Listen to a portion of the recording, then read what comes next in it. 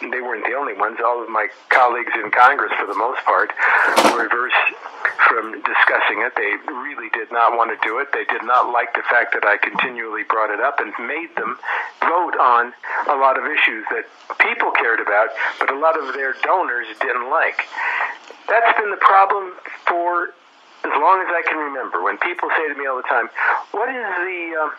Why is it, though, most people want some sort of immigration reform? I mean, real reform. Most people want our borders secure. Right. Most people don't want to give illegal aliens all the benefits that we give people who do it the right way. Why is it that if that's the case, we have never been able to get it done? And the answer is because the status quo, open borders, massive immigration, both legal and illegal, serves the interests of the elites in both parties. The Democrats look at that phenomena and see voters, undocumented Democrats, coming in legally and illegally. The Republicans look at the same group and see cheap labor. Most Republican voters are on our side, but most Republican big donors, and I can identify them more accurately as members of the Chamber of Commerce, are absolutely opposed to any sort of true immigration reform for the reasons I've stated. So that's why nothing happens. The status quo serves both the elites in both parties.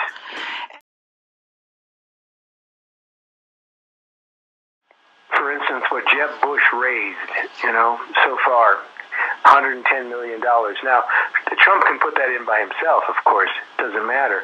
But the reality is, we know that the establishment has their candidate. He's Jeb Bush, and it's going to be very, very difficult to stop that particular train, even though you and I know that, again, most conservatives anyway are not supporting him.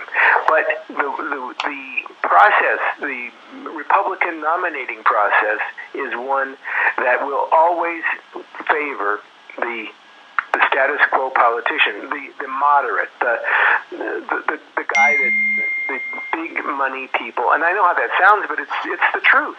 I mean, the guys with a lot of money in this party, certainly in both parties, are used to having their way with it, and in terms of who gets the nomination. I think that Trump is doing a wonderful job in getting people's attention, but in order to actually make something happen subsequent to that, he's got to actually get that nomination. Or, secondly, I suppose what he could do, if he doesn't get the nomination, is run as an independent. He does, early. Now you have to do that earlier on because there's a lot of things you have to do to get on the ballot.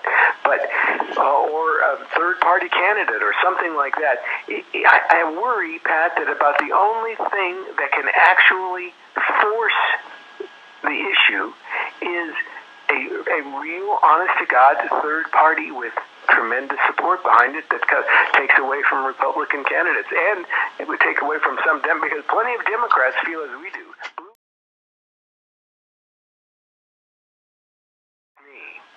Is what happens even if he gets the nomination. I mean, the establishment is really, Pat, they are so petrified of a person like him that they would rather have Hillary Clinton than Donald Trump.